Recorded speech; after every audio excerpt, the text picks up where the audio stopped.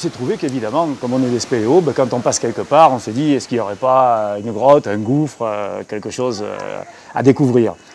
Et donc il s'est trouvé que bien sûr on a été intéressé par les cavités troglodytiques, même des anciennes mines, des anciennes poches qui auraient été évidées.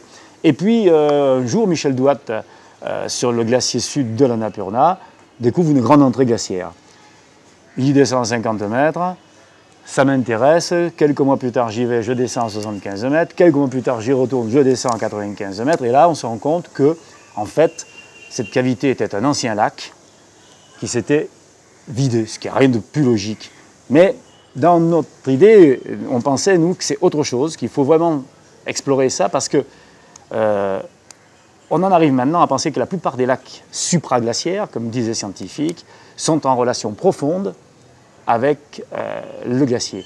Et la preuve nous en a été donnée par cette première cavité, où depuis, l'eau est remontée, s'est revidée et est encore remontée. Et récemment, ça forme un très grand lac en surface du glacier.